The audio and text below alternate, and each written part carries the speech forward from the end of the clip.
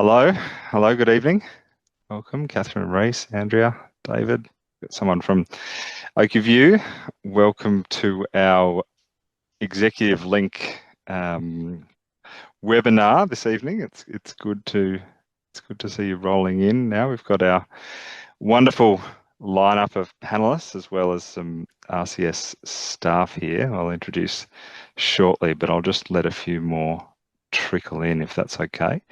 If you are able to put your camera on, we'd love to see your face, and just helps us know that we're not talking to the void, that we're talking to a real person. So that would be great. But also no pressure if you're right in the middle of dinner. I want to see what people are eating. Yeah, we want to see what's for dinner. The aim of tonight is that we really have the opportunity to hear from three wonderful businesses who have graduated their ExecutiveLink journey. Some a couple of years ago, some a bit more than that, and then we've actually got Richard and Bernadette who are still in ExecutiveLink currently. So it's a great privilege to have our panelists here with us tonight, and I'm also joined by David McLean, the Managing Director of RCS, Nick Kentish, Senior Advisor and Larrikin, Kelly McCosker, the songbird of the Yeppoon office, and Trish Parker, who makes ExecutiveLink sing. So thank you guys for joining tonight.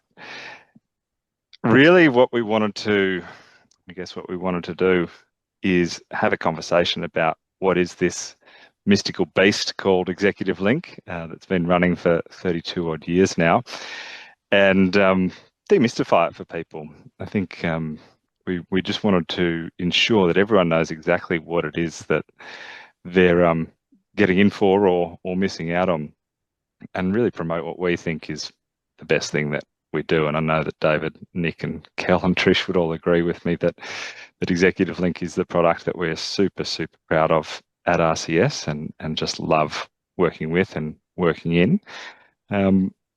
So I will introduce our panelists. We've got John and Jess Bidgood from Baralabar in Central Queensland. John and Jess run a trade and cattle operation across 4 properties now, and amongst many other pursuits with a young family, and wonderful values around soil health and building a legacy for themselves and for their family. Richard and Bernadette Page, who are currently in the southern chapter of ExecutiveLink heading into their 4th year now, actually, having continued on with their board. And then we have Stuart Austin from northern New South Wales, and Tamworth there, Stu. So you'll tell us about your more recent adventures into property ownership and running your own business, but also launching Audacious Agriculture, your coaching and an advisory business in regenerative agriculture. So we'll be excited to hear from you all. But before we get into more of a conversation, David is going to share with us some reflections on the history of ExecutiveLink and some learnings from his recent trip to the United States, where he's facilitator or guest facilitator across 3 ExecutiveLink chapters over there. And take it away, David. I'd love to hear from you next. Thanks, Tom. Good evening, everyone. Thanks for giving up a bit of your night. I thought we'd start off by just setting the scene as to the origin of ExecutiveLink. So ExecutiveLink actually started in 1993, and where it kicked off, the reason for ExecutiveLink being formed was when that grazing for profit had been running in Australia then for 3 years, and it had been running for a few years longer than that in the ranching for profit form in America. And there was an observation that something different needed to happen post to school, because it was just a little bit too easy for people to go through that grazing for profit style school and go home and just fall back into their old ruts, just fall back into the old patterns that they'd always had. And they observed the crew back there, and you can see some of the some old faces. Well, this is late 90s, early 2000s. Some of you will actually recognise some very fresh faces in this crew here. They recognised that something different needed to happen, and ExecutiveLink was essentially built on the go. So if you go back to 1993, there was a group of producers that got together, and the late Percy Hornery, which some of you will know, he offered his house to host the first meeting. It was underneath his house in Rockhampton that happened, and then at a similar time, the concept was kicked off in America. And they really worked it out as they went, and we've got to give a lot of credit to a few key people, such as a gentleman called Stuart MacArthur, and the work that he and Terry McCosker and a lot of the other team members did in those early days to develop the program. And I think that's an important bit of the history, that it was identified out of a need, that how easy it is to go back and just fall back into your old ruts. What we're hearing and constantly hearing on I'd say a weekly basis from new graduates and plenty of old graduates when we touch base with them, that they're still wanting and needing some outside support and accountability to help them, first of all, establish and clarify their goals, and then the support and accountability to actually achieve them and go forward. Because we operate in a very busy era. There's so much stuff going on. So being able to prioritize you as the business manager and you as the business owner quite often to work on the business in a productive and effective way quite often unfortunately gets pushed back to the back burner as the other pressures of life get in the way. And what leads in with that, and this is the bit that we observe a little too often, and I think everyone on this call tonight will have experienced it, it gets pretty lonely at the top. So if you're that person, or you are that couple that are the decision makers, you're quite literally running multi-million-dollar operations, and you get decision fatigue as a result of that, and that can become a bit of a burden across time, having to constantly making such valuable decisions on a regular basis. So I just want to acknowledge that is there, and it is lonely at the top. Now, ExecutiveLink has been running for 32 years now, if we look at when it started. And our observation, and definitely the experience of the RCS team at large, is that nothing out of all the things that we have offered in the 40-year history of RCS, so we've turned 40 as a company this year, there's nothing else that we've offered that we felt has generated the ability for businesses to accelerate and for people to accelerate their growth like ExecutiveLink has. It's an extraordinary program, and I've had the privilege of sitting through 19 years now worth of ExecutiveLink meetings, both here and mostly in Australia, and then I've done a few trips over to the States and observed that, and it's just amazing, and how the programs are similar and how they're run, how we run the meetings and bring in the speakers, which I'll talk to later, is very similar. It's just amazing to see the similarities in terms of what people are bringing to the board meetings. It might be a different country, and across time too. You'll find the agendas have got some genuine similarities across that what people are wanting support on, rather than having to bear that brunt by themselves. So I'll hand back to you, Dom. I just sort of wind back the clock a little bit. I wish I could find really old photos on that, but I wasn't able to do so. Well, we didn't find any incriminating photos of John and Jess Bidgood, which was unfortunate. You guys must have been on good behaviour. No, they just paid me more to not show them. John and Jess, I'd love to hear from you. Just a brief intro for people, where you guys are in the world, what enterprises you're currently running, and then we'll talk about your ExecutiveLink journey. There you go. We're an hour and a half southwest of Rockhampton, on the Dawson River, and we're just trading. Got a trading cattle at the present. We were certified organic for a while, and that we struggled to find organic cattle, so we've gone to trading and sending to the feedlot. Been doing that for the last three years. Yeah, 4 years. Yeah. So that's been trying to increase our business by chasing 3 kids around. It's been full on time, but it's been great. Yeah, you guys are so humble. Just Trading, John. You make it sound like it's a casual enterprise, but Just Trading a few thousand head of cattle through central Queensland on a yearly basis. When we caught up before to chat about your journey through ExecutiveLink, one of the things that really stuck out to me was, I guess, the confidence to make big decisions. And I mean, I think those of us who know you know that you would have got where you are today anyway, but it was really that confidence to make those big decisions and take those big leaps forward in a really accelerated way. Would that be fair? Yeah, I think it's very fair. And I think there's a couple, David and Nick were both facilitators on our board, and Kel, I think even you sat in on some of our sessions from memory.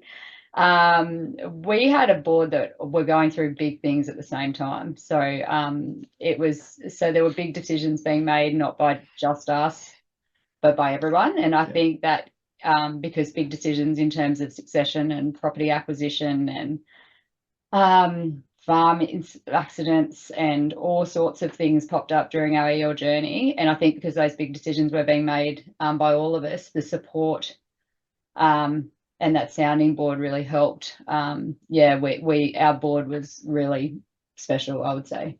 Yeah. I know everyone says that, but I feel like it was. Our last session, I can remember, David, I think you were in there actually. Yeah. And it's the only time that he's let us go over time and wasn't a stickler on timekeeping, because he's like, I'm not cutting it off, because we actually left like with a platform to go and make, even like we all had things that we were going into that we wanted to leapfrog from, even our last session. And if I could jump in there, sorry, Dom, you as a group, I think we remember us talking about this years later, that every single member of your board had set some pretty big goals. That's some really clear things you wanted to get out of it. And in that wrap-up meeting, it was just amazing to see you'd all done it, hadn't you? You'd all ticked off those goals and have gone on to do plenty more since too. But that was a real privilege. That was good fun. Yeah, it was cool. Yeah. I love that. That's the bit you remember. I'll let you go over time. Well, David, you are a bit of a, when you're facilitating, you were keeping us like accountable and on the clock. So I remember you just sitting back, and I thought that's very un-David-like. Let's go. And I think we were late for where we were meant to be, but that was okay. It was worth it.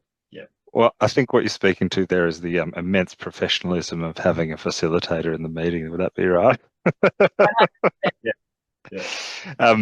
Just to give an insight to those who don't know your business so well, you mentioned that one of those big and I suppose momentous things that you guys were navigating as you went through ExecutiveLink was succession. Could you tell us how the board process and the ExecutiveLink process helped you navigate the choppy waters of a family succession? Yes. Well, we all know going through succession, it's tough on both parties to make the right decision and go the right direction. And just having the board as, a sounding of board and the ability, some of them had already been through succession. So with their advice and facilitators, their advice that come through, it just helped guide us through the process and, make them tough questions and ask them tough questions. I think without them, we probably wouldn't have pushed it, and things could have been totally different. Just with their support, I think, is the biggest thing. Having their support and accountability that David already mentioned is probably one of the biggest things that helped guide us through the whole process. Yeah. And I think having that the code of conduct and knowing that what was said in that room was staying in that room as a sounding board between we were having facilitated meetings for our succession, but them coming in and being able to analyse what was happening, what was changing, what we were going to our next meeting for, and knowing that those conversations were staying there, and that it was a safe place to speak and be really open, really assisted us, because I think John and I both could have walked away during succession, but having those meetings 3 times a year, because succession is a whole process, but from when we had facilitated meetings, our succession went on for 2 years with facilitated meetings for it to get to an end result, which is always ongoing, but I mean for that part of succession. And yeah, I think that overlapping with EL wasn't by design, but it was an absolute blessing. Yes. Yeah. Yeah. One of the things that comes to mind is just the confidentiality that you have a board that's entirely a space for you and your business, and what happens in that boardroom stays with those people. Yeah. Yeah. And just having peers that you're confident enough to explain what's going on and talk to, and have that sounding board and their reflection of their experiences too really helped us through the whole process. Yeah, wonderful. And how did you guys navigate it with 3 young kids? I mean, they've grown up a bit now, but they were just arriving when you were going through. Yeah. I always laugh that our youngest, I was still breastfeeding him, I think, by our first meeting. Yeah. And I remember my family's from New South Wales, and she was coming up to take care of our kids. And she was talking to John on the phone, I think, and telling him to tell me that I needed to have him weaned before she came and had him for the week, and putting the pressure on. So, yeah, no, definitely young at that stage. We were very fortunate that we had 2 sets of able and willing grandparents. My parents used to take time off their business once or twice a year, and we used to alternate so we wouldn't wear one out. And they used to take over 3 kids and 3 properties, and we used to say, see ya. But they were really amazing through it, I think. And it was very lucky they supported us. And both, so that was our network. And also we've got really amazing friends and family like in a community around us. So then for picking up of sport and doing all that sort of thing, everyone jumps in and is a taxi, as we all are. And so that really made it work. When the grandparents couldn't be at everything while we were away, they sort of jumped in and helped. Yeah. So you've really, it sounds to me like you built a community. And are you guys still in touch? Are these people still a part of your life? Our board. Yeah. Yep. We went on a fishing trip last year. We were meant to go on another fishing trip this year, but the boys had all fell through a bit of weather. But yeah, that's the men. We don't go on the fishing trip. No, they go and they sleep on the ocean for 4 nights. I'd go out for a day. That's not my idea. But no, we all try and catch up when there's big things going on. We reach out. 3 of us have been, just by not thinking that would happen, with kids at the same boarding school. So we make sure we have dinners, or we crossed each other's paths, and we only had an hour, but we had drinks with one board member only the other week. So very much in touch. And definitely when I'm sorry, but shit's going down with any of us, we will reach out. And I even know we had a fire, what was that, nearly 2 years ago, and they were the first. They must have got an alert, because there was 2 helicopters bombing one of our properties, and the board was literally, other than neighbours, were the first ones on the phone saying we can come. And some of our board live a long way away. We're it's okay. We've got it under control. You're right. Stay where you are. But just knowing that they would drop anything and come if we needed them is pretty amazing. Wow. I suppose one of the other things from the outside looking in that I've seen is just the skill development. And Jess, you're currently commencing a Nuffield program this year, but it just seems like you've kind of skyrocketed. I mean, Johnny, you're all right too, but could you, I suppose, elaborate on what you learned and then what you've been able to implement since? Yeah, I suppose from my perspective, going through EL, I sat back and watched the facilitators a lot, and how they interacted with people when they would speak, how they would run the meetings, that professionalism behind that. And that really intrigues me, to ask the right question, when to ask the right question, how to ask the right question, when to interject, when to not, that sort of thing. So developing those sort of skills. And I suppose that led me into a different path. I worked for RCS for a period of time as well, but also going into board roles for NRMs, going into my Nuffield as well, and going through those panel interviews and developing those skills myself. So that was for me, it was, yes, getting out of what we were for our business, but also what I wanted to get out of the rest of my life and the direction I wanted to take my career off farm was huge, because I was sitting back going, I'd actually really like to do that, and I think I'd be okay at it. So yeah, just that sort of eye-opening experience was really cool from that perspective as well. Wonderful, wonderful. And I know that you guys track financials very closely in your business, and that's a huge part of the discipline of an ExecutiveLink meeting. How has that helped you take your business forward and kick those big business goals that we all know you've been smashing out of the park?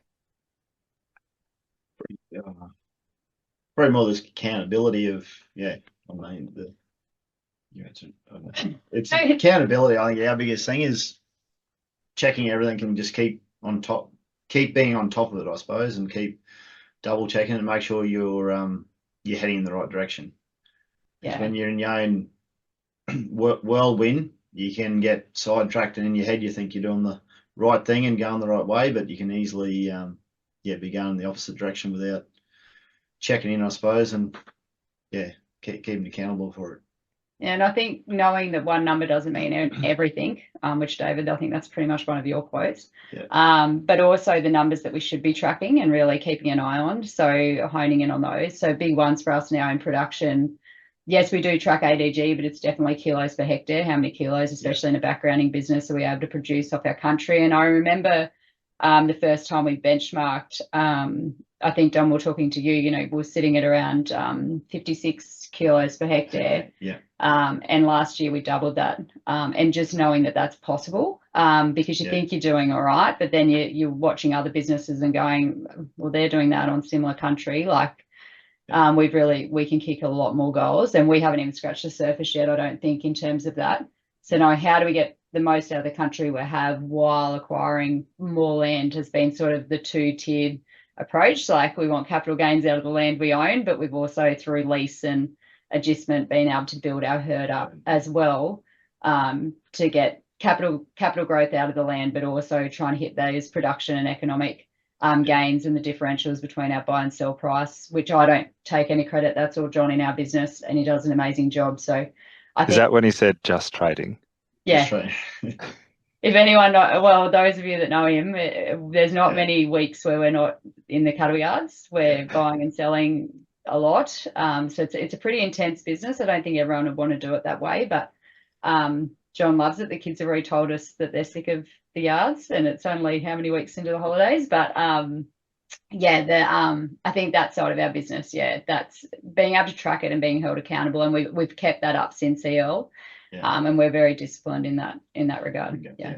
And getting the outcomes with that strategy too, and that 100 plus kilos per hectare in central Queensland that's comparative with Southern Australia type records. So 40 to 60 kilos per hectare is probably pretty standard, or not too bad for central Queensland.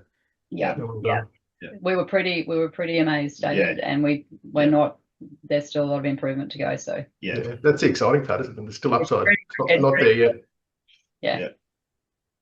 It's fantastic. Well, thank you for taking the time tonight, Jess and John. I always love talking with you anytime that I get the privilege, and we'll come back to you. I'm sure people will have questions for you both. We might just take a trip south now to just north of Young, to Richard and Bernadette Page, who run a grass-based sheep breeding now and still cattle adjustment business.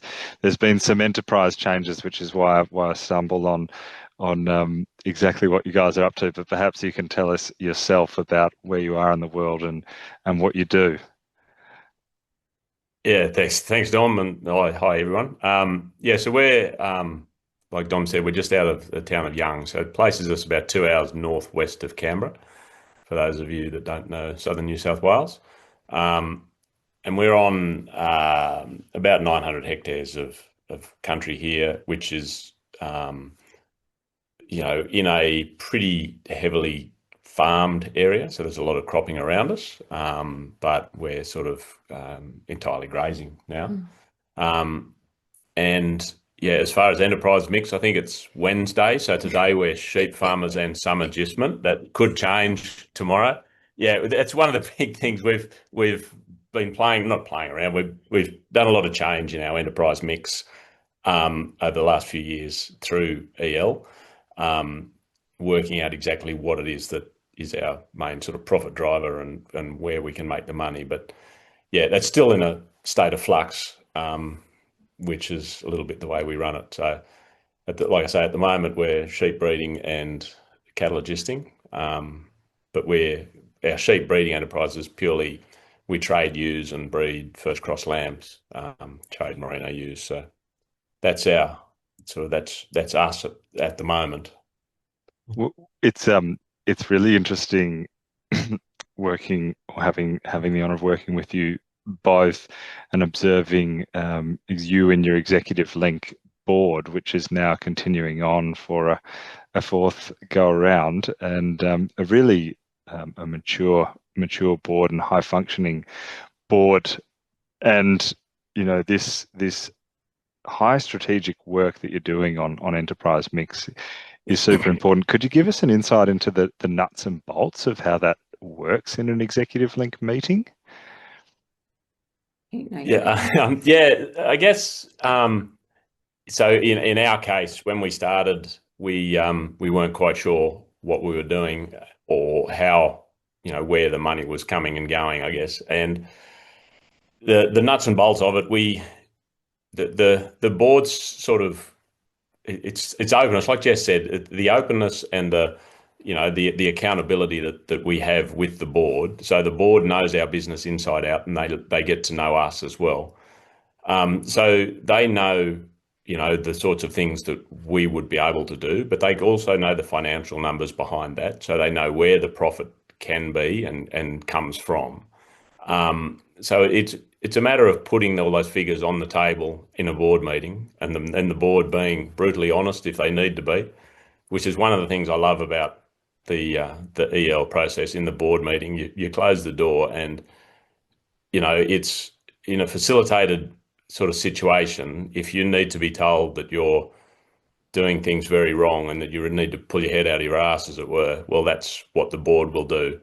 And that's what it's for. I mean, we didn't go along to EL to be patted on the back and told how wonderful we were. It's a process to change our lives, and it's done that, changed our business and changed our lives. So as far as the enterprise mix is concerned, we sort of came with a loose sort of sheep breeding enterprise that I'd got sick of. And we'd gone into cattle because that was sort of what we probably enjoyed a little bit more. But we weren't doing it very well, and the figures sort of didn't stack up. For our country, this is, sheep country traditionally, and you can run a lot of sheep pretty well on this sort of country here at a pretty low cost. So we've restructured the way we do our sheep business so that we're sort of, I'm home all the time, Bernie's home a couple of days a week. So it's sort of very low input, certainly from a labour point of view. We don't employ anybody full time. So anything that we had to do or anything that we do has to fit into that scope. And through sort of discussions with the board, we've designed a system that actually works for us and is profitable.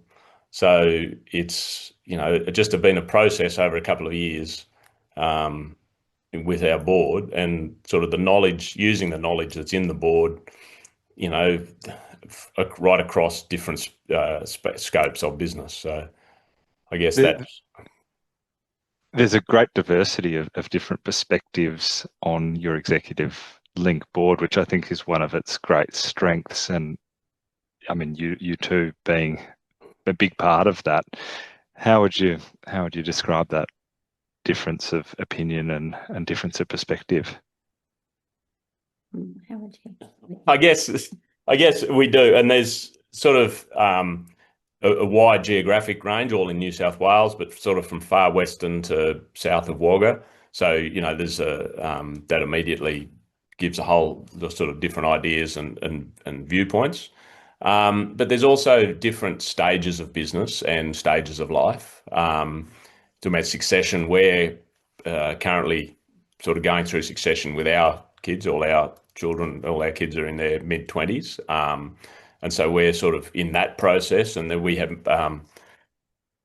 businesses on our board who have just completed succession the other way around with their parents. So, we were able to help them, with viewpoints of the senior generation, and they have been helping us with viewpoints from the sort of the junior generation. And it's that type of thing. We've all come from different places to get there, and we all have had different experiences on the way through. So we all have a different viewpoint of things, and being able to tap into that over 3, or for us it'll be at least 4 years. Like Dom said, we're sort of rolling into another year after our 3 years, original 3 years. Being able to tap into that over the long term has been, it's been great. Yeah, it's great to do the other year too, because we found there's quite a few businesses in our boards where big things are just happening. So it's lovely that we were able to continue that on and hopefully see that to an end too, which I think is good. Yeah. Yeah, and it's one of the drivers behind one of the decisions that we've made as a team with ExecutiveLink, and a change that we're pretty excited to announce tonight, that we'll be moving away from a fixed 3-year commitment, and we'll be moving towards a 12-month rolling commitment. So it would just be a 1-year commitment initially. But one of the big pieces of feedback that we've had from, in particular, your board and members who've graduated over the years is that option to keep going. And we really want to open that up to people so that you can keep going. If you do have something meaty like succession that you're just gearing up for now, and there are other businesses on your board who are in a similar position, that you can keep rolling. Equally, if you had graduated, you could jump back in for 12 months to work on that meaty property acquisition that you just really need to sink your teeth into and get that accountability behind you and get that focus behind you. Rich, I mean, focus is a word that comes to mind when thinking about your experience and your board. How would you speak to that over the journey? As in our focus? Yeah. Yeah. We started obviously 3 and a bit years ago in our EL journey, because we were floundering. We'd sort of taken the foot off the pedal. We'd kicked some goals in our life, Educating the children, and so on. Focused on getting to that, and that sort of that finished, and then we were a bit, for a while, weren't we? We'd lost a bit of direction, so it was sort of perfect timing to start EL, really, to get us back on track. And just the board really making us focus on our business and understand exactly where we were from a financial point of view and from a people sort of point of view. And, I think I was saying to you, Dom, before that, we all think that it's production's the issue, but it comes back to people, and you've got to sort that out before you can actually move forward in a business. You've got to make sure that you're in the right place for you, and then, sort that out. And we found that all our board members, we've sort of not gone backwards, but you always sort of come with this production focus, and then you actually got to go, well, hang on, actually there's something we need to work through before we get to that. And that whole people and interaction and relationships is such an important thing, particularly in family businesses where we're working together, living together. There isn't we don't go home, at 5 o'clock, and we don't have the weekends off. Where you're in a business like, a lot of farming families are, it's very important to have that sort of relationship side of the business, and the people in the business have that relationship sorted, so that then the business can actually flow. Because if you have friction there, or there are issues that keep coming up and that aren't discussed or aren't cleared, well then that's going to hold the business back from on the production, the financial side. Yeah, there's a guy in the US who's an agricultural consultant. He always says every problem's a people problem. And I think ExecutiveLink does an amazing job of bearing that out, but also creating an environment where we can actually work through these issues constructively. And I've observed you both do that. And Bernie, I'm wondering if you could speak to how that works in a board setting. Sorry, Dom, just rephrase the question for me. How does the board setting create an environment to work through some of these more complex people issues? Well, I find it that I guess the accountability of the board very important, and just because of, as Jess was saying before, it being a safe space, that you can just be really open and comfortable with all the situations that arise. Yeah, that's probably really important for me. Yeah. No, fantastic. And Rich, you I suppose talking to that business flow and business growth, which I think is a nice segue into some numbers that David was going to share with us that we've seen over the journey, which is paints a pretty powerful picture of what consistency can do for a business. What we find is that when we have the ability or the privilege really of working with people over a consistent period of time, that those big business goals, those big KPIs, those big drivers of profitability really begin to shift. And I think you guys are seeing that in your business now. But David, could you talk us through some of these learnings? So, yeah, I'd love to. And it's I've loved some of the changes that I've seen in Richard and Bernie's board. And it does take time, doesn't it? That's just the only bit I'd add, that some of the members there early on, the idea of talking to somebody else about their business was mortifying, is probably the best way I could put it. And David, it took us probably 12 months to really get to know each other, and to feel comfortable, and absolutely. And that, the second year and the third year, we sort of really started to roll as a board. Certainly those first couple of meetings, and we had some people come and go, and that sort of made it a little bit unsettling. Unsettling. But once we had a board settled, it really started to flow. But it does take time. Of course, it takes time. I mean, you're sort of meeting with people that you don't know, and they don't know you. So, and as an industry, the idea of talking to somebody other than an accountant who's there looking at it through a tax lens, or a bank manager who's looking at it through a finance lens, we don't have people we can actually talk to about profit. There are people, but it's not common to talk to your peers about it at the depth, and that's the bit that to see that change has been really exciting. We've all had those people who sit in the first meeting leaning back with their arms folded. I wonder who they were. So a couple of things, if I run on what you asked me to talk to there a minute ago, Dom.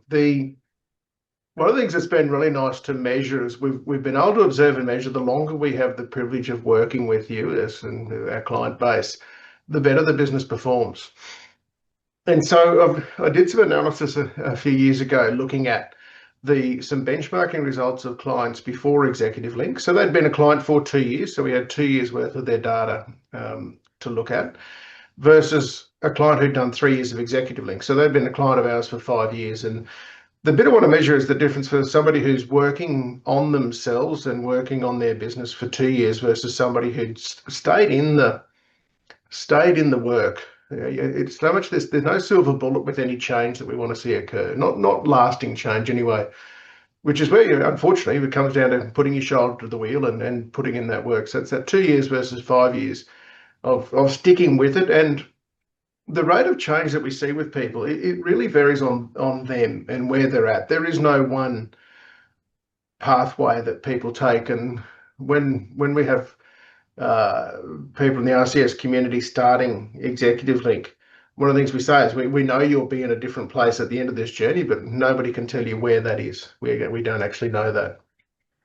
What we've seen are the 2 years versus 5 years. Now, this is numbers that I did. This is comparing a large number of businesses for one financial year. versus and looking at the results of the clients in that year who'd been working with us for 5 years versus the clients in that year who'd been working with us for 2. So everything else is the same with regards to market conditions, environmental conditions, all the things that have an influence on the profitability.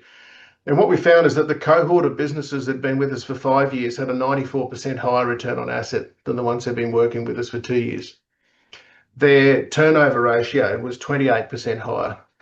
And you want those to be up. Their gross margin in dollars per unit, and this is dollars per LSU or DSE, for example, was 18% higher. Their overhead ratio was 30% lower, which is what we want. We want to improve turnover and improve gross margin, and we want to decrease this overhead ratio. So their overhead ratio was 30% lower, which is quite substantial when you think about the cost price squeeze in ag. Their overall expense ratio was 21% lower, and it might not feel a big number, but this is a really important overall financial metric to look at. It looks at the relationship between total value generated and total cost of production. And so to be sitting 21% lower has a huge flow-on effect in terms of financial freedom within a business. Their overall cost of production was 17% lower compared to the ones that have been with us for 2 years. And the plant income ratio is the last one I thought I'd include here, which is the value of their plant and equipment relative to the gross product being generated, the value generated. It was 48% lower, which is a substantial shift in today's age, where, as you all will appreciate, that the cost of machinery and the cost of replacing machinery and the decision to or to not is a big one that I don't know about you, but it chews up some headspace for me thinking about when do we turn over vehicles and gear. And so we want to make sure that that decision or the value of the plant is actually generating an income. So we're really proud of these results, and we absolutely back ourselves as a company that when we get the privilege to work with people, that we can help them in a number of different regards, and a big one of those is in their financial performance. So as was mentioned there before, up until now in Australia, ExecutiveLink has been a 3-year commitment. And for many people, that 3-year commitment has been too much to make at the outset. Even though they've really wanted the support desperately, the ability to commit to it has been something that's been difficult to rationalise or wrap their head around. And so Executive 2026, as Dom mentioned, we're moving to a 1-year rolling membership. Now this, I was lucky enough to spend a couple of months doing a bit of a sabbatical through America, and at the end of that trip, I sat in on their 3 ExecutiveLink meetings and presented and facilitated at that. And they've been operating on the 1-year rolling membership now for decades. And so it was nice to go over there and get a feel to see what was relevant to bring back, and for us to feel confident that we can do that at the standard that we set. We set a very high standard for what we do. Now, the main reason for this change is that to make it an easier commitment and amongst all the pressures of life that are there, and John and Jess and James and Rich and Bernie have mentioned some of those with kids and education and just the pressures of running your own businesses. So we feel like it's an easier one to rationalise to come into. The other one is to make it easier for businesses who are getting to the end of what we've seen a lot of business getting to a couple of years in or 3 years in and going, I actually just starting to hit my straps. I need to go a bit longer. I still actually really need the support. And we've had some people do ExecutiveLink for 12 years, rolling from one board to the other. And there's a number of businesses in America doing the same. They find that they don't get that support and accountability anywhere else. And for them, the ability to come 3 times a year and have people help them with their strategic decisions, to help them see their blind spots. The feedback I've had from some clients recently is, why would you want to go somewhere else? Or why would you want to stop that thing that is making you really successful and happy in your business? And the other one is for graduates of ExecutiveLink. It's easier to rejoin in future years as circumstances change in their lives. And I'll probably talk to some of those circumstances again in a minute. I was asked to give a bit of an overview on what is in ExecutiveLink. And so I thought I'd just give you a few key components there. What happens is we put up to 6 businesses together, and they're unrelated businesses. We don't put neighbours with neighbours, and we don't put relatives with relatives unless they have said they're happy to do so, which is pretty rare. We want to give the ability to be able to talk with people that you can develop rapport and trust in. And so you form a board for that at least a year, and that group can keep rolling on. Through the year, there's 3 face-to-face meetings per year, and I'll expand what that is in a moment. There's 6 ExecutiveLink only webinars, and this is the package in 2026 that we're refining and launching. And so that's just for ExecutiveLink webinars. Nobody else will be invited to that, and that will include some guest speakers and honing in on using some of the tools and templates that are available. You have phone support available with the RCS team. You literally get access to all the RCS tools and templates. Those of you who know me, I don't mind developing a tool to help decision making. And over the years, we spent a lot of time refining templates, refining decision support tools. And a lot of that's based off the consulting work that we do when we're working one-on-one with people. We're always asking ourselves, how can we give you something that allows you to take all of this data and put it into something that gives you meaningful information to make better decisions faster with more confidence. And so as an ExecutiveLink member, you quite literally get access to everything that we've developed and every spreadsheet I've built. And we keep them updated too, so you get access to those. You get access to the FarmEye business analysis and benchmarking platform, which is cloud-based, which is what we formerly called Profit Pro. Now it's been redeveloped in an online cloud-based program, which gives you really detailed rolling business metrics on a quarterly basis looking back. You get access to the Global Learning Hub, which is an online self-paced training platform. So any courses that we've got in there that we sell one by one, you get access to that as part of ExecutiveLink.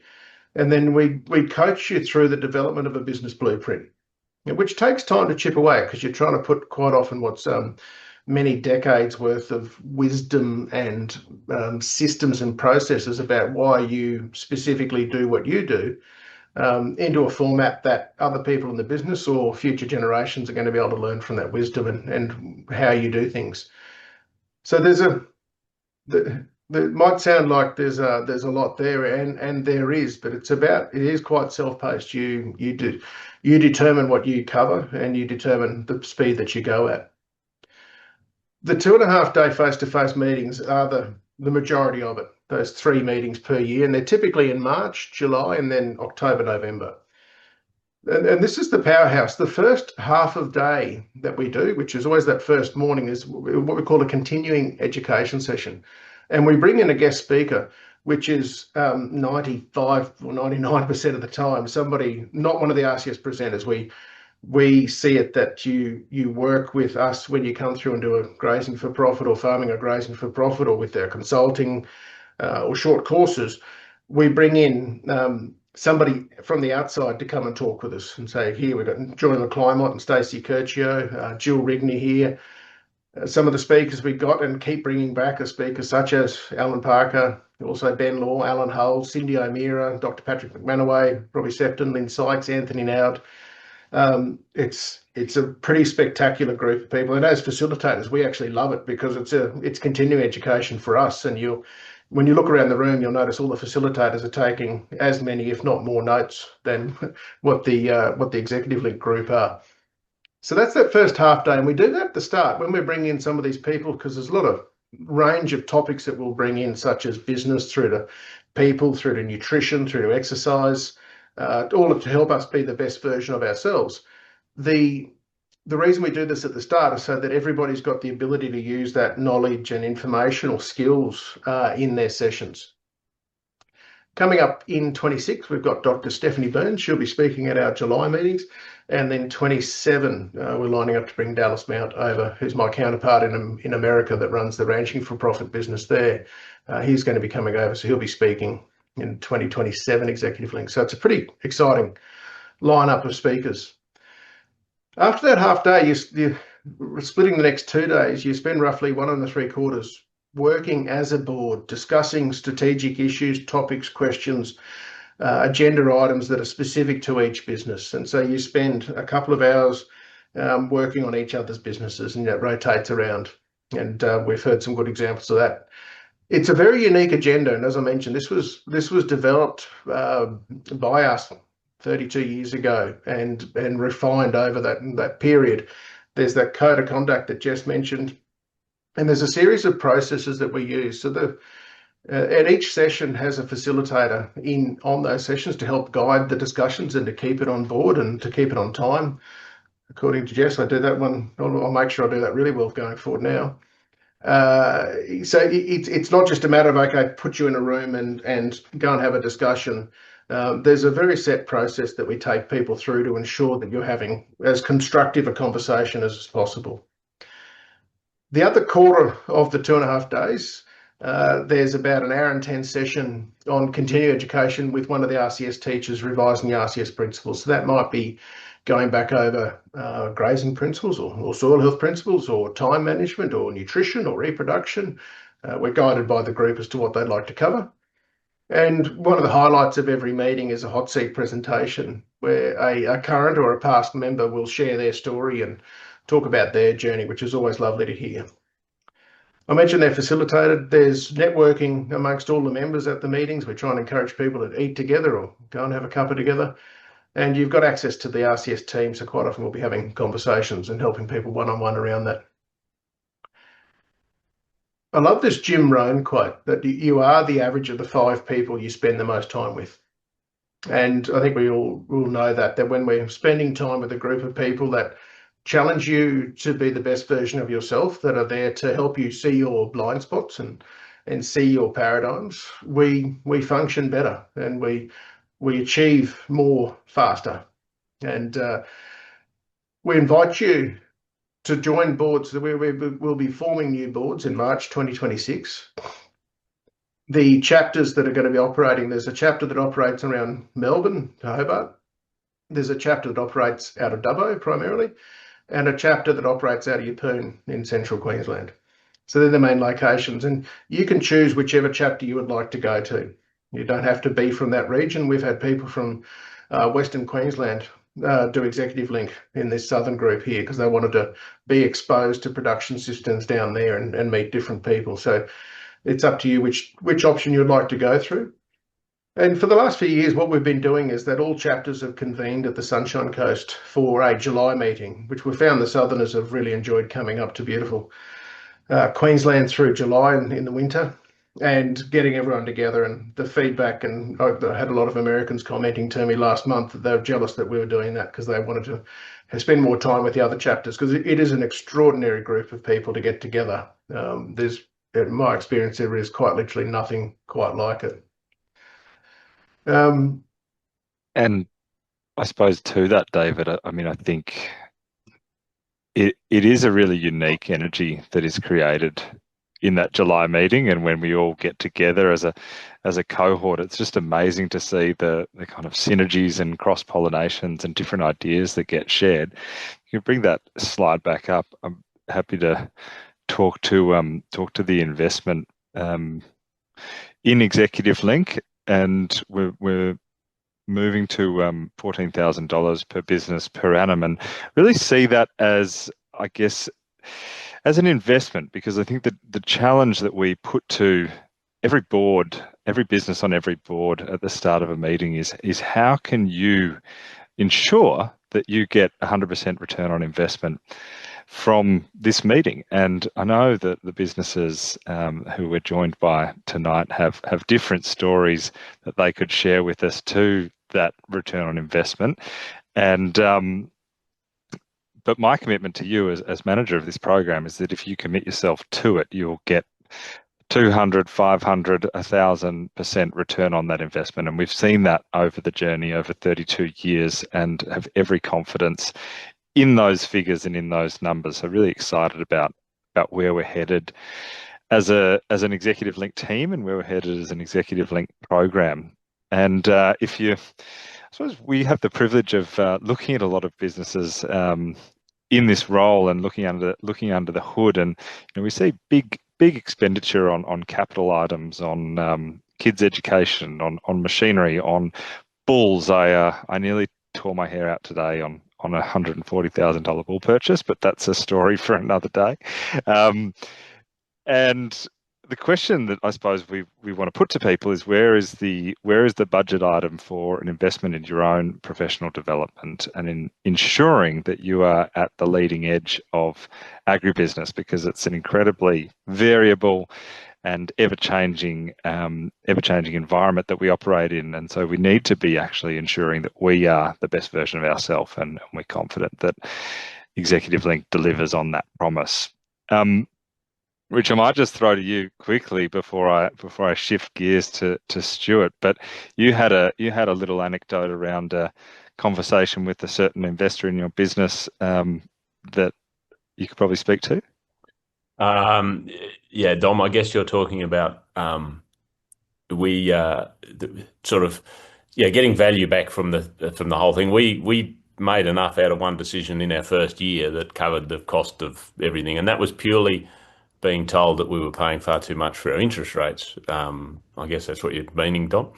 Yeah, absolutely. And yeah, it was then a conversation and knowing how to structure that conversation with banks and having the confidence of, the board sort of backing us and the decisions we were making at that time about refinancing.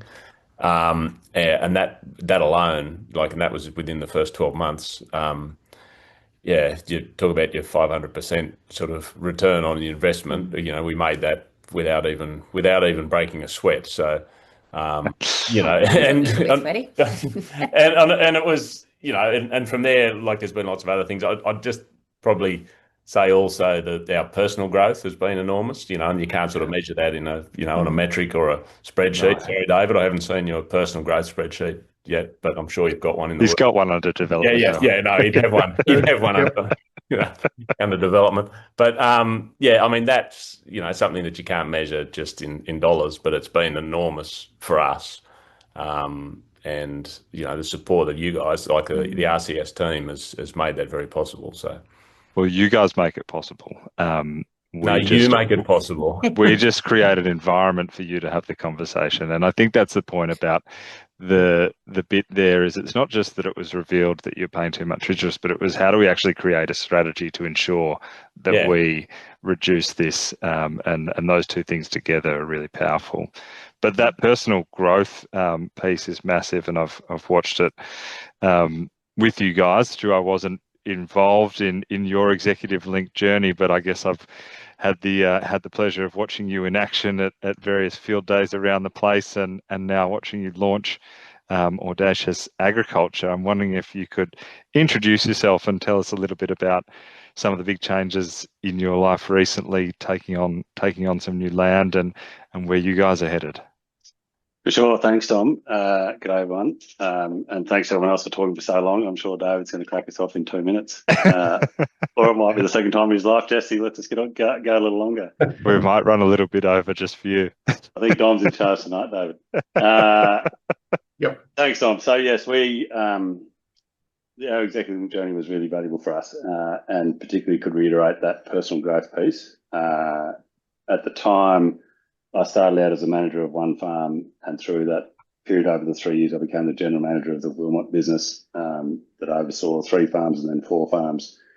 And it was an interesting, a slightly different perspective in that our other board members were all owner-operators, and we were managers of a business. And so I reported to another board that I worked for, as well as was obviously accountable to the EL board.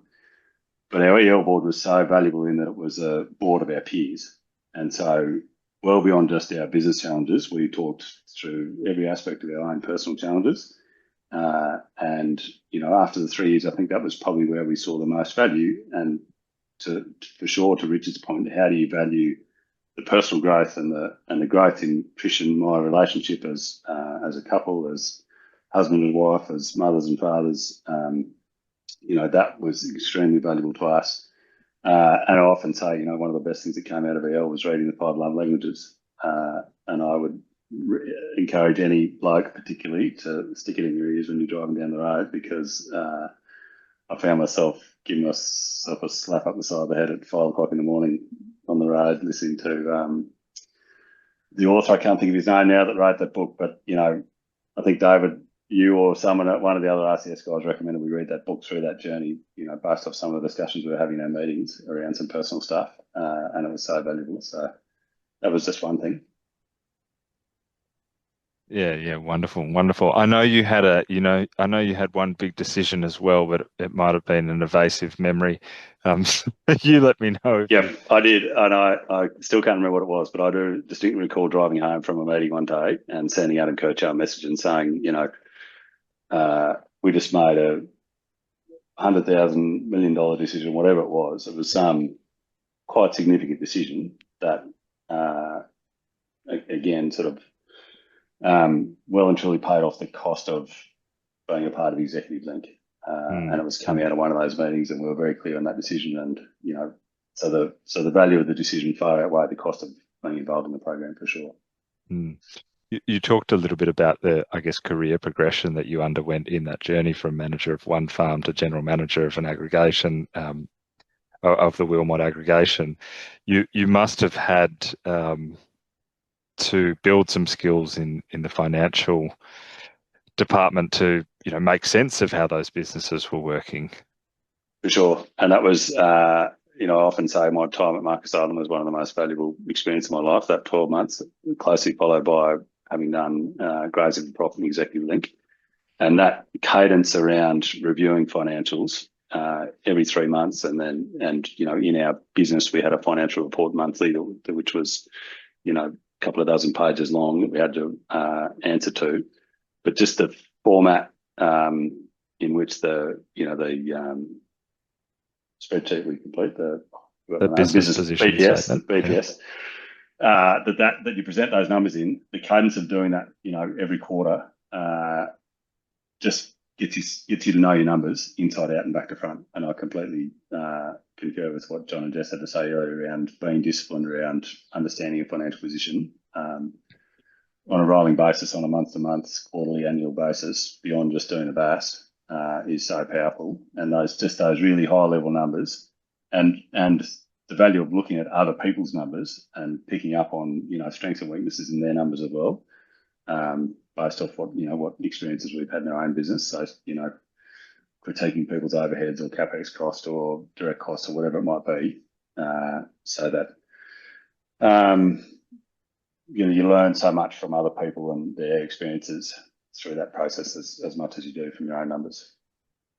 One of the things, Stuart, that you reflected to me when we caught up before this was that, I suppose, navigating the complexity of different businesses and different paces of development through the ExecutiveLink journey was also an invaluable part of your personal development and growth. For sure. And I think, that's something that as a manager of managers, I had to be really conscious of. And so again, that experience of working with 4 other business managers for 3 years and understanding what makes them tick, what gets them out of bed every day. Not everyone's driven by financial performance and numbers. There's other things. And so starting with every meeting, reiterating each other's visions, each other's goals, as the guiding tools behind our decision making, as opposed to just, are we making money or not, and how can we make more money, puts a really holistic lens on things. And so you've got to get to know each other. And I would say on a much deeper level than just what they do in their business, whether they're a sheep jockey or a cowboy or whatever they might do, or a side buster, regardless of what enterprise you run, understanding what it is that drives people and what gets them out of bed every day. And I would say that we actually lost one of our board members the other day. He passed away just quite recently, and it was certainly a reflection, and I think it's probably a reflection that comes out of every funeral. When you hear people's eulogies, you realise how much more there is to that person that you didn't know. And that was a big reflection for me, was thinking back to those 3 years of EL. I was so focused on professionalism and my career and, business performance and all those things. And I probably didn't take the time to really get to know people on a much deeper level. And I think I do a better job of that now as a result of sort of recognising that in myself, and recognising that, everyone's driven by different motivations. Yeah, well, what a wonderful reflection. I will have to do my best to keep us to some sort of timeliness, Stuart, but I'm sure we could hear a lot more about your big wins and big goals someday. Maybe it will be a podcast, and we can get the full colourful version. Is there anything that you would, I guess, is there anything that surprised you about the ExecutiveLink journey, or something you would say to someone considering joining a board? Not so much about surprises. I've certainly given a few people some advice around being a part of EL, and I've referred people to, and I still do refer people regularly to EL and the value of it. I guess probably, in the interest of time, one other quick reflection and again, value of the program that I would share is that we became very close friends with two businesses in particular on our board, and we all live quite locally here now, and we're still very close friends. We kept catching up every sort of once or twice a year, and we'd fill out a BPS and share it beforehand, and there'd be sort of a day of social catch up, but also a day of having meetings amongst ourselves. And where that really paid off was about 12 or 18 months ago, when our time at Wilmot came to an end quite abruptly, and that decision was not made by us. And our kind of world turned upside down overnight, literally. And they were the first people we called. And I know literally 3 days later, 2 days later, they were in Armidale. We put a piece of butcher's paper on the wall. And Trish actually said, what's our vision? Can we just go back to our vision and use that as a guiding tool as to where to from here? And because we had such a strong relationship with those other two board members as such close friends over now quite a long period of time, all the trust was there, all the rapport was there. We just put all out on the table. They really helped us guide, steer us. They knew how to sort of draw out what they needed from us. And that was absolutely pivotal in us getting through that period, that next sort of 3 or 4 months. And again, just took our friendship to a whole nother level and the relationship with those guys. And they're still very close friends. So, to Richard's point, how do you put a value on that sort of those sort of relationships within your life? Yeah. Wow. What an amazing group of people to come together and band around you both like that, and also have the tools and skills to have a really impactful meeting by the sounds of things. For sure. Yeah. We just, we kind of reverted back to some of the things that we, tools and strategy we used in those meetings, and went back to visions and goals and kids and the long term and all the things that really mattered the most to help sort of build our path forward around all that. Wow. Well, thank you so much for sharing that with us, and thank you to Richard and Bernadette, and to John and Jess, our all-star cast of panelists tonight. It's been an absolute privilege to have a yarn with all of you, and I suppose the invitation that I'd like to leave you with, if you're listening to this and thinking, gee, that sounds like quite a compelling case for having an advisory board, but not just an advisory board, but a group of people who really believe in us and really believe in our business and are going to hold us accountable to what we believe in. I would invite you to get in touch with Kelly McCosker or myself, or with David directly, to discuss joining an ExecutiveLink board in March. We are open and taking applications for boards forming in March in 2026, and we're really excited to take this program forward in the new year. But it's just a wonderful thing to be a part of, and it's a great privilege to be a part of, David. It's truly an honour to work with these businesses and with these people. It absolutely is. Yeah, it's like to being facilitating now for 19 years worth of meetings. I haven't added them up because it makes me feel old. It's the most amazing stuff happens, and even for my role at RCS now, I'm putting together an advisory board based on the ExecutiveLink format. I want people to be supporting me like I see happening there, because I see the value of it. So I'm emulating that at a company level. So we're walking what we're talking. if I can make a comment for you, you wrap up, please, Dom. A concern I see, and I've had this concern, and it's getting more each year, is around preparation versus complacency. And we see this going through. I think that complacency is easy. We go through a couple of good seasons, or we get some good pricing, and it's easy to become complacent. And there's a whole separate conversation. I've been developing another handout that we'll be adding into ExecutiveLink in the schools through 2026 called the 10 seductive paradigms of agriculture. And there's these, it's easy to get seduced into complacency, because we can go on, and you are the average of the 5 people you spend the most time with. But I challenge you to think about how prepared are you for the next drought, or if you're in drought now, that to continue, because we know we live in Australia, that can happen. How prepared are you for a meat or livestock or wool market crash or drop, even if it's not a crash, just a correction, if we look at it that way, which we know will come, and vice versa? How prepared are you for a price boom? I was visiting a ranch in Wyoming last month that was selling 190 kilo Angus steers for $21.50 Aussie a kilo. Was the sale price on them. So you could, not too bad, is it, to be getting that sort of money, $21.50. So it was just over four times where we were sitting at that same month.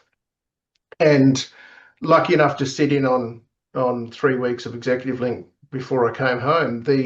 One of the agenda items that we were discussing on pretty well every chapter that I went to through Oklahoma, Colorado, Wyoming was how do we actually manage and work with this profit we're achieving? And so how prepared are you to handle that? And I do hope that we have that problem at some point in time where we're trying to work out how to manage big tax bills and having discussions about that. How, for those of you in farming, how prepared are you for continuing flat grain and pulse prices? It hasn't shifted much for a while, isn't it? It's not a very sexy industry from a price received point of view. However, our growing costs have really shifted. And we just think machinery by itself, the cost of turning over machinery has really exponentially grown, hasn't it? So your strategy on how to work with that needs to shift with it. How prepared are you for, first of all, identifying and then capturing opportunities? Because if we get caught if we're getting caught being busy, we not quite often see those opportunities, or when we do see an opportunity, the confidence to know how to analyze it, how to process it, how to determine if it's a good one for you takes time and takes headspace. And if you're lonely at the top, it's really hard to think that through, particularly big opportunities, and confidence can be a bit knocked around with that. Succession's another one. How prepared are you for succession? I mean, I've got a number of families I'm lucky enough to be working with in that space at the moment, and which is great. But crikey, there's a lot of businesses we should be working with that aren't addressing it. I feel as though a lack of addressing succession is causing more family businesses to go out of business than any drought or price correction that we'll ever see. And so how prepared are you for that, to start chipping your way through that? How prepared are you for the old classic 5 Ds that we do on every SWOT analysis we ever do, and death, disease, divorce, drought, disability. There's another one I thought in there. Dieback is another one to throw in there. We're seeing that now through southern Queensland, northern New South Wales, and a couple of you on the call here I know are managing your way through that. What happens if you start losing 50-60% of your carrying capacity? How do you structure your business to work through that? And then how do you keep, it's great to see a couple of EL grads jumping on here tonight. One thing that makes me really sad is seeing people finish ExecutiveLink and going back and falling into their old patterns and ruts. And the big one with that is that, and this is one of my real passions for shifting in agriculture, is we put a lot of focus on finance, which is the cash flow movements, and we put a lot of focus on tax, minimizing tax, but we actually don't put enough focus on making profit, which is the economic decisions behind a business. It's compulsory to do tax, and then we need to do the finance and cash flows for the bank, but there's no one actually making you assess and analyze profit. There's nobody else that's out there asking you, is this decision going to be profitable? Unless you're in a network such as ExecutiveLink or working with somebody to help you to ask those questions. So how prepared, and I think each one of those by themselves is what gives us the confidence to know those people who choose to join a board or rejoin a board, that you'll get your value, because being prepared is, we're going to see continuing variability in environment and climate and political climate and all the things that we're exposed in this agricultural broader environment. And if we're not prepared, I'd hate to see people on the wrong side or not as prepared as they could be for the unknowns coming up. So I'd love for you to consider that. The final comment I will make is that ExecutiveLink isn't for everybody. If you're not prepared to actually go and contribute to other people's businesses, because you get more typically from helping other people on your board than you actually do from working on yours. You learn so much through that process of helping others, and the repetition, as Stuart mentioned, on doing your numbers. And if you're doing that on 5 other businesses, your familiarity with how to analyze a business is exponential. But it isn't for everyone. If you're not willing to contribute, if you're not willing to be vulnerable and have other people challenge you and support you, it's not the program for you, and we're very clear on that. That's why it's an application, not a registration. But if you're willing to work on yourselves, then there is no, other than in America, there is no other program I see that has created these outcomes for decade on decade. And we'd love to see you have a chat to us about it. But thanks for jumping online. A big thank you to the 3 clients who've shared a little tiny part of their story, which is just a glimpse into all the work you've done. It's just awesome to see. Thanks, Tom. Pleasure, David, and thank you. And we are on time here, so I do want to let people slip off. But if anyone wants to stay on to ask a question, they're also welcome to do so. But I know John and Jess have a Christmas party to go to. They're glammed up and ready to go. So if you guys need to leave, please do so. But yeah, as David said, we're taking applications, and if you think that ExecutiveLink is for you, give either Kelly or myself a call, and we can talk through options and talk through just how it might work for you and your business. But once again, a massive thank you to our panelists. Thanks for taking the time out of your evenings in this crunch before the end of the year. So we really appreciate it, and we're very grateful to have had you on and have you share a little bit of your big stories. So thank you. Thanks, Tom. It's a pleasure. Hopefully some value in our thoughts. Always. Before people run away, are there any questions from guests who are here tonight? Oh, yeah. Well, we might just wrap it up and leave it there and let you all kick on with your evening, whether it's beers at a Christmas party or a late meal down here. Yeah, I hope you have a wonderful evening and have a wonderful Christmas and New Year period. And please get in touch about ExecutiveLink either before the end of the year or in the new year. We'd love to hear from you. Thanks, Tom. Thanks, Thanks, Dave. everyone. Thanks, everyone. Thanks, everyone. Yes. Thanks, everyone.